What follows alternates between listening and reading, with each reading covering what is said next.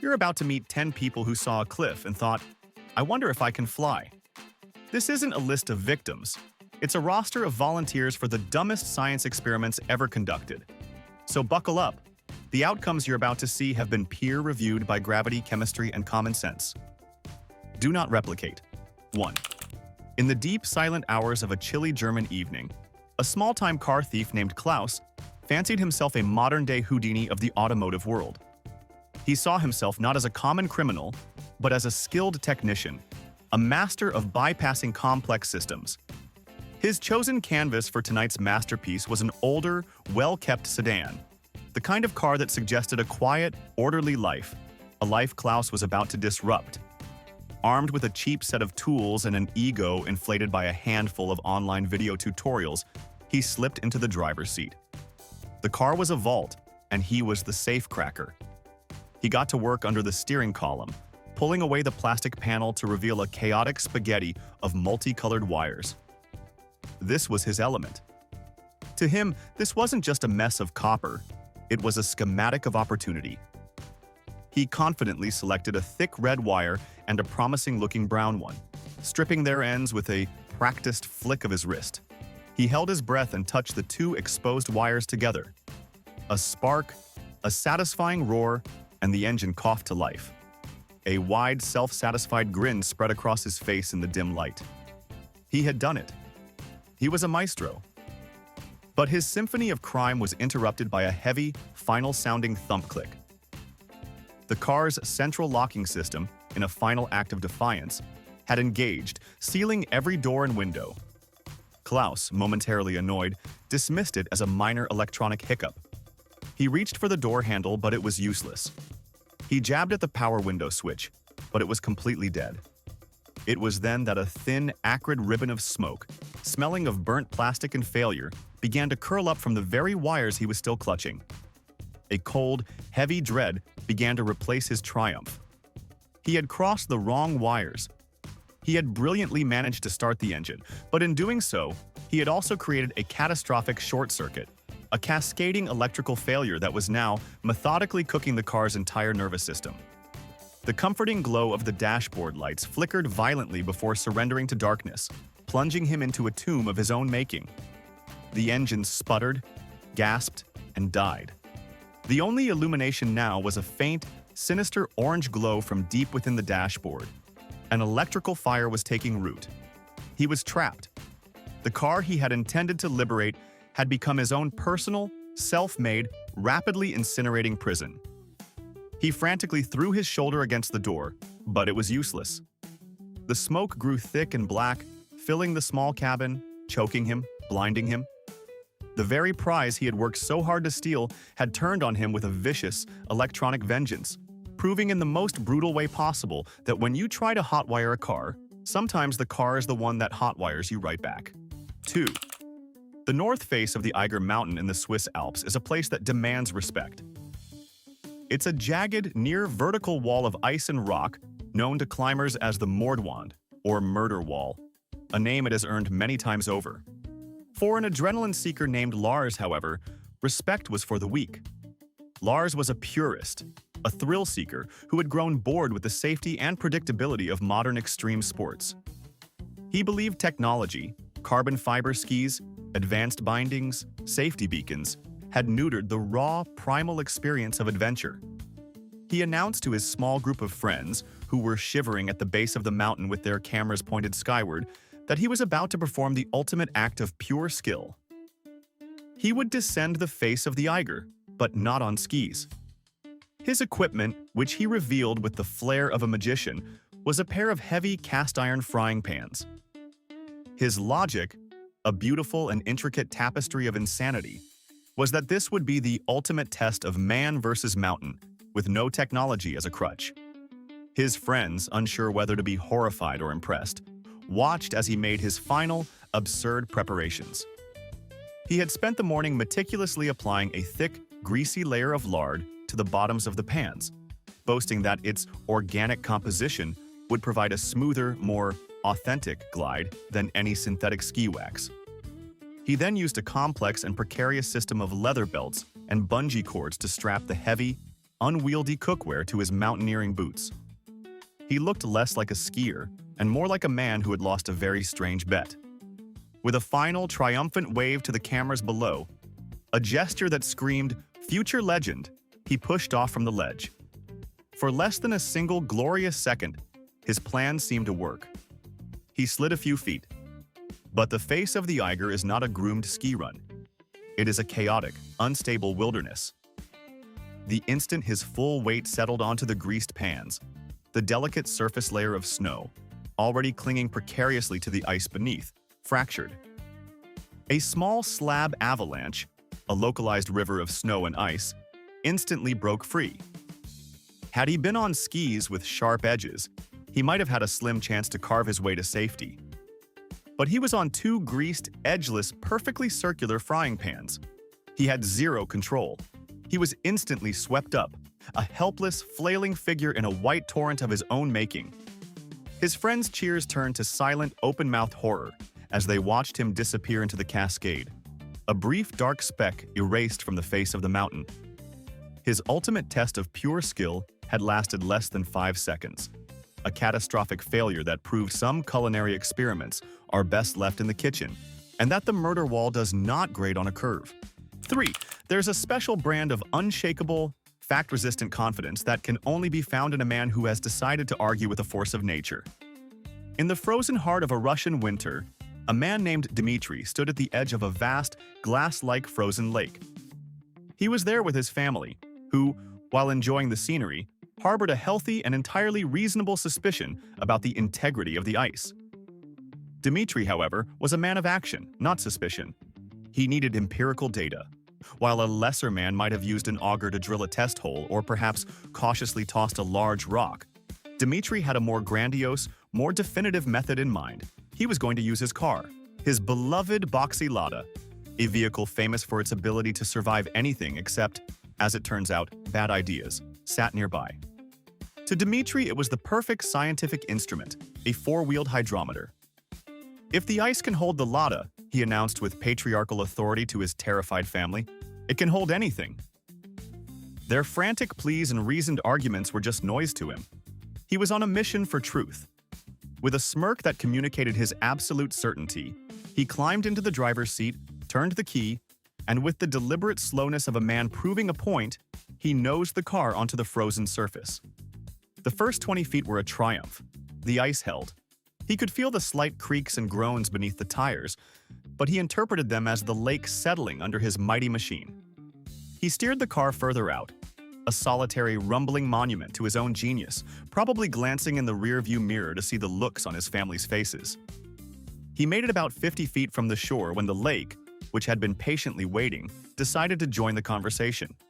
It began not with a crack, but with a deep, resonant, and utterly terrifying boom that echoed across the entire valley. It was the sound of a catastrophic structural failure. In the split second it took for Dmitry's triumphant expression to melt into one of pure, cold terror. A spiderweb of jagged cracks instantly erupted from beneath the car. The solid ground he had been so confident in moments before disintegrated. The front end of the Lada plunged violently into the dark, icy water, its headlights casting two eerie, rapidly disappearing beams into the abyss. The sudden, immense pressure of the surrounding ice and water instantly buckled the car's cheap metal frame, jamming the doors shut. His instrument of scientific inquiry had, in a fraction of a second, become his own icy, inescapable coffin.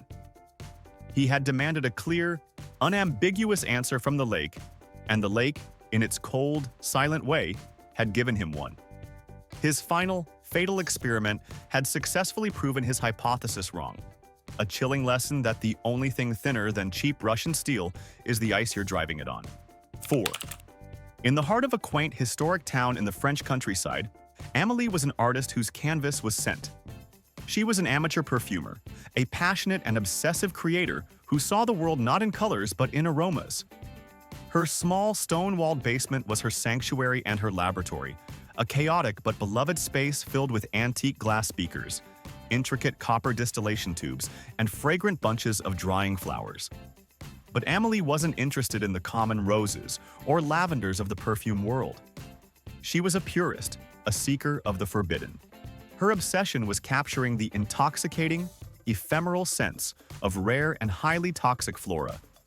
She believed that nature's most profound and captivating fragrances were reserved for the plants it had armed with deadly poison. Flowers like the elegant bell-shaped foxglove, the delicate lily of the valley, and the sinister nightshade. To her, their toxicity was not a warning, but a testament to their power and beauty. She spent months perfecting her craft, a self-taught alchemist working in a dangerously small and poorly ventilated space. The process of steam distillation, which she used to coax the volatile oils from the petals and leaves, filled her basement with a permanent, fragrant haze. It was a beautiful, complex aroma, a symphony of sweet, floral notes that masked an invisible, slow-acting threat. With every breath she took in her subterranean workshop, she was unknowingly inhaling a microscopic cocktail of potent cardiac glycosides and poisonous alkaloids. These weren't doses that would cause an immediate, dramatic collapse. They were insidious, microscopic invaders, quietly and methodically accumulating in her fatty tissues, her bloodstream, her organs. Day after day, she was bioaccumulating her own art. She likely began to feel the subtle effects of this slow poisoning, a persistent fatigue she attributed to long hours, a slight fluttering in her chest she dismissed as artistic passion, a recurring nausea she blamed on a weak stomach. To Amélie, these were the noble sufferings of a dedicated artist, the price one paid for true creation. She was so utterly enchanted by the beautiful, ethereal scents she was bottling that she remained completely oblivious to the fact that she was systematically and artistically poisoning herself. Her final creation was to be her masterpiece, a perfume she called Le Baiser Mortel, the fatal kiss. It was a scent to die for. Tragically, it lived up to its name. She was found by her landlord, not after a sudden emergency, but after days of unanswered calls. He found her peacefully in her workshop, surrounded by her beautiful, deadly creations. The air in the room, he would later report, was overwhelmingly fragrant, an almost supernaturally beautiful perfume that was both intoxicating and, as the coroner confirmed, lethal. Amélie's quest to capture the dangerous soul of nature had succeeded all too well. She had become the final ingredient in her own masterpiece. 5. There are people who chase storms, and then there was Marcus, a man who didn't just want to chase the storm, he wanted to become its heart. Marcus was a brilliant but reckless engineer with an almost spiritual obsession with tornadoes. He saw them not as chaotic forces of destruction, but as perfect, elegant engines of nature's power. For most storm chasers, the goal is to get close enough to observe and collect data, a high-stakes dance performed from a calculatedly safe distance. For Marcus, this was like going to a rock concert and standing in the parking lot. He wanted a front-row seat. He wanted to go inside. He poured his life savings and years of his life into designing and building the ultimate tornado-penetrating vehicle, a 15,000-pound armored behemoth he christened the Interceptor. It was a masterpiece of defensive engineering, with 3-inch thick steel plating, laminated polycarbonate windows that could stop a .50 caliber bullet, and a series of hydraulic anchors that could drill deep into the prairie soil to withstand winds of over 300 miles per hour. His single-minded focus was on conquering the kinetic energy of a twister, on building a machine that could survive the direct impact of its fury. After years of waiting, his perfect storm finally arrived. A monstrous, mile-wide EF5 wedge tornado churning across the flat plains of Kansas. It was a legendary storm, a true finger of God. While every other chaser was giving it a respectful, terrified birth, Marcus drove straight for it. His final, chillingly calm radio transmission was, "The data we're about to collect will change meteorology forever. I'm going in." He steered the Interceptor directly into the roaring, debris-filled wall of the vortex. The vehicle was immediately engulfed in a deafening, sand-blasting hell. But it held. The anchors dug in. The steel armor shrugged off impacts from flying cars and splintered trees. Marcus had done it. He was inside the belly of the beast, and he had survived the wind. But in his obsessive, multi-year focus on defeating the tornado's brute force, he had completely ignored a far more subtle and insidious killer, the atmospheric pressure drop. Inside the core of a powerful vortex, the barometric pressure can plummet so suddenly and dramatically, it's equivalent to being instantly teleported from sea level to the top of Mount Everest. The human body, a delicate, pressurized system, cannot withstand such a rapid change. As the interceptor was held fast in the tornado's core, the pressure inside the cabin dropped to a near vacuum. The air trapped inside Marcus's lungs, still at a much higher pressure than the air surrounding his body, expanded with explosive force. This catastrophic barotrauma caused his lungs to rupture instantly. He had built a fortress to protect himself from the tornado's fists, but had left himself completely exposed to its suffocating, crushing embrace. He had successfully engineered a solution to the wind, but was utterly defeated by the vacuum, a silent, invisible killer that no amount of armor plate could ever hope to stop. 6. In a noisy, sprawling factory in Belgium, a man named Jean was waging a losing war against his own trousers. They were standard-issue, ill-fitting work pants, and they had a stubborn gravitational attraction to his ankles. Having forgotten his belt at home, he had spent the entire morning in a state of escalating frustration, constantly interrupting his work to hoist them back up to his waist. He needed a solution, a quick and clever fix to get him through the day. His gaze fell upon a high-pressure industrial air hose hanging on the wall. This was no garage air compressor. It was a powerful tool used to blast away heavy grease and metal shavings, capable of delivering a focused jet of air at a bone-rattling 140 psi. In a moment that defied all known forms of logic, a truly bizarre and catastrophically ill-conceived idea sparked in Jean's brain. He would use the air hose to inflate his trousers. He envisioned creating a tight, pressurized cushion of air around his waist that would hold them firmly in place. It was a solution so profoundly stupid, it was almost a form of performance art. Glancing around to make sure no one was watching his moment of genius, he grabbed the cold metal nozzle. He then made his critical, fatal error. Instead of just puffing some air into the waistband, he stuck the nozzle deep inside the front of his pants and used his other hand to create a tight, perfect seal against his body. He was no longer just inflating a piece of clothing. He had effectively connected a high-pressure industrial system directly to his own body cavity. He squeezed the trigger. The 140 psi blast of compressed air, with nowhere to escape, did not gently puff up his pants. It shot upwards and found the path of least resistance, his rectum. The result was not a comical inflation, but an instantaneous and horrific medical event known as barotrauma on a massive scale. The high-pressure air surged through his colon, rupturing it instantly. The blast continued, flooding his abdominal cavity, tearing his internal organs from their moorings, and forcing air into his soft tissues and bloodstream. His body swelled grotesquely in a fraction of a second, an internal explosion of catastrophic proportions. He had sought a novel solution to the minor comical annoyance of his pants falling down, but in doing so, he had applied a high-pressure industrial tool to a delicate biological system with predictably explosive and utterly devastating results. His quest for a quick fix became a bizarre, gruesome, and instantaneous end, a powerful argument for simply remembering to wear a belt to work. 7. In a quiet, orderly suburb in Germany, a man named Hans was waging a silent, one-man war against a speed camera. This particular camera, strategically placed on his daily commute, had become his nemesis, his arch-rival. It had ticketed him not once, not twice, but 3 separate times in a single month. Each flash of its lens a personal insult, each ticket in the mail a fresh wave of humiliation. The fines were adding up, but for Hans, it was no longer about the money. It had become a matter of principle. He saw the machine not as a tool for public safety, but as a robotic, unfeeling tyrant, a symbol of bureaucratic oppression.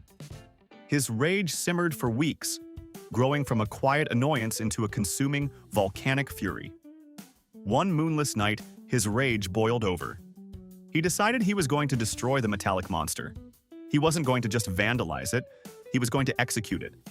His weapon of choice, a heavy, sharp pickaxe he kept in his garden shed. He drove to the location, parked his car a safe distance away, and crept towards the camera under the cover of darkness. He stood before the silent, unblinking machine, his heart pounding with a cocktail of adrenaline and righteous indignation. This was it. This was his moment of rebellion. He raised the heavy pickaxe high above his head, a modern-day Luddite ready to smash the machine he so despised. With a guttural roar of frustration, he brought the pickaxe down with all his might. But in his blind fury, he wasn't aiming for the camera itself, but for its foundation, for the very ground it stood on. He wanted to uproot it, to tear it from the earth. The sharp steel tip of the pickaxe missed the concrete base and plunged deep into the soft soil right beside it. What Hans didn't know, and couldn't have known, was that an unmarked high-voltage power cable, the very cable that fed the camera its lifeblood, was buried just a few inches beneath the surface. The moment the metal pickaxe made contact with the live wire, Hans's war with the speed camera came to an abrupt and shocking end. A massive surge of electricity shot up the metal tool and through his body, using him as a perfect, direct path to the ground. He was electrocuted instantly, his rebellion lasting only as long as a single, furious swing. The speed camera, the object of his all-consuming hatred, was completely unharmed. It stood there, silent and indifferent, its internal memory likely holding a perfectly framed, posthumous photograph of its final and most ironic victim. 8. There's a fine line between bravery and insanity. And for a storm chaser in Colorado named Alex, that line had become so blurred it was practically invisible. Alex wasn't just a storm chaser, he was a lightning chaser. He was obsessed with capturing the perfect, awe-inspiring photograph of a massive lightning strike, a single frame that would encapsulate the raw, untamed power of the atmosphere. Over the years, his pursuit had driven him to get closer and closer to the danger, his photos becoming more spectacular and his methods more reckless. He felt he was on the verge of his masterpiece, but he needed to take the final, ultimate step. He needed to stop waiting for the lightning to strike and start telling it where to go. He spent months in his workshop developing his final, fatal innovation, a custom-built, 20-foot-tall, collapsible metal tripod topped with a specially designed lightning rod. His theory was that he could set up this metallic beacon during a severe thunderstorm, and it would attract a nearby strike, allowing him to capture a jaw-dropping, close-range shot with his remotely triggered cameras. The day he had been waiting for arrived. A dark, menacing supercell was brewing over the eastern plains of Colorado. The sky was a churning cauldron of black and purple, and the air crackled with electricity. It was perfect. He drove out to a remote, treeless hilltop, the ideal stage for his grand experiment. He assembled his metal tower, planted it firmly in the ground, and set up his cameras. As the heart of the storm moved overhead, the frequency of the lightning strikes intensified. A sense of ecstatic anticipation filled him. This was his moment. Instead of retreating to the safety of his vehicle, he made the inexplicable decision to stand next to his equipment, a mere 10 feet away from the giant metal object he had specifically designed to be struck by lightning. He was a spectator at his own execution. The system worked perfectly. A colossal, blindingly bright bolt of lightning, drawn by the rod, descended from the sky and struck the top of the tripod with an earth-shattering crack. The tripod absorbed the direct hit, but Alex had failed to account for a secondary, equally deadly phenomenon: ground charge and step potential. The millions of volts of electricity, after hitting the rod, didn't just vanish. They radiated outwards through the wet soil in concentric, high-energy rings. The electrical potential between the ground directly under the tripod and the ground under Alex's feet, just 10 feet away, was immense. In a fraction of a second, the electricity arced from the base of the tripod, through the superconductive ground, and up through his body, using him as a shortcut. He was killed instantly, a tragic artist consumed by the very muse he so admired. His cameras, safe in their weatherproof housing, captured the entire event, a final, spectacular, and posthumous masterpiece. 9. The legend of William Tell, the skilled archer who shot an apple off his son's head, is a story of incredible nerve and pinpoint accuracy. When reenacted by two drunk friends in a Michigan backyard with a rifle, however, it becomes a story about something else entirely: the devastating consequences of mixing alcohol, firearms, and monumental stupidity. Our two protagonists, let's call them Billy and Jed, were deep into a long afternoon of cheap beer and increasingly bad ideas. At some point, their booze-fueled conversation turned to feats of marksmanship. Jed, the proud owner of a .22 rifle, boasted of his incredible shooting skills. Billy, full of the unshakable confidence that only alcohol can provide, decided to put those skills to the test. The idea was hatched. They would reenact the William Tell legend. But instead of an apple, their target would be an empty beer can. And instead of his son's head, Billy would be the one to balance it on his own. In their intoxicated minds, this was a hilarious, no-risk act of daring. An empty beer can on someone's head is not a target. It's a glaring, flashing warning sign of a tragedy in progress. But they were far beyond the point of seeing warning signs. Billy, giggling, placed the can on his head and stood with his back to a wooden fence, a perfect human bullseye. Jed, standing about 30 feet away, raised the rifle. His vision was blurry, his hands were unsteady, and his judgment had long since checked out for the day. He tried to line up the shot, the rifle's sights wavering unsteadily between the can, the fence, and Billy's head. He took a deep breath, held it for a moment, and squeezed the trigger. His aim, softened and betrayed by the alcohol, was off by just a few critical inches. The bullet didn't hit the can. It didn't hit the fence. It flew true, but to the wrong target, striking Billy squarely in the head. The festive atmosphere of the backyard party evaporated in an instant, replaced by a stunned, horrific silence. The partnership, fueled by cheap beer and a shared, reckless sense of invincibility, had just met its explosive and very permanent expiration date. It was a brutal, one-act play, demonstrating that some legends are best left as legends, and that the only thing you should ever aim at a friend is a good joke. 10. There's a fundamental difference between a parachute and a bedsheet, a difference that a 50-year-old man in South Africa was about to learn in the most dramatic way possible. For his 50th birthday, a man named Hendrik decided he was going to perform a feat of daring and ingenuity. He was going to conquer the sky. He wasn't going to pay for a tandem skydive or take lessons.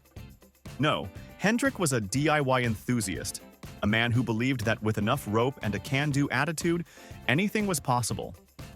He announced to his friends and family that he would be performing a base jump, and he would be using a homemade parachute of his own design. His design was a masterpiece of simplicity and profound aerodynamic ignorance.